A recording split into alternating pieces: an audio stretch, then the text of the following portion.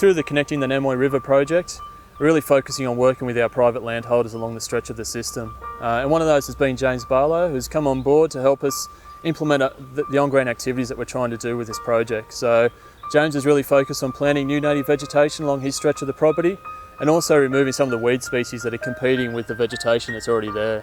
We had a fairly large, before this program happened, population of honey locusts, more willows, seem to be spreading quite vigorously along the river. So yeah, and they were a bit of a pain for sure. So yeah, definitely have noticed over the years a few plants getting back into the area that probably shouldn't be there and are probably doing more harm than good. James Barlow has a lovely property. He's got a lot of river country, about 7 kilometres of river country. For the most part, a lot of that river country is quite good. There's some good remnant vegetation growing already.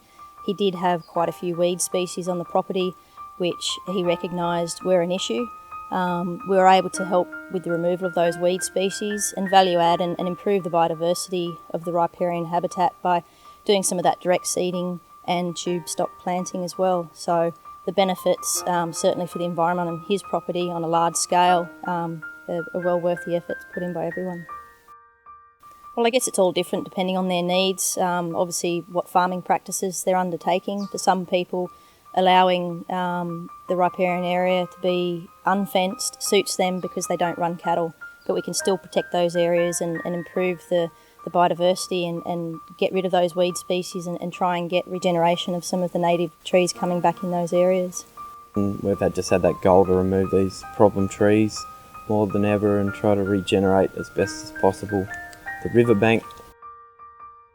But we've seen a lot of change in attitude toward, for example, willows in the river system. People are now acknowledging that it's important to get those native riparian plant species back in, and it's some of those landholders that have been around for generations that are accepting that things need to change.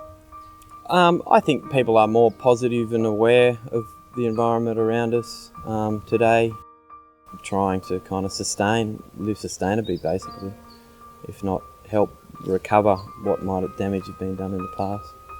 For the most part, people are taking responsibility for their land, and they're acknowledging the influence of what they're doing on their land affects the rivers and the landscape around it. I think there's a great awareness of people to understand that it's important to look after the rivers. They're the lifeline, of the environment, of this landscape. Without the rivers, really nothing would work. I definitely have a sense of obligation because I own it and it's third generation. You do feel a sense of pride, so you want to look after it, and if it's to be handed on to future generations, you could have photos and see how far it's come, for sure.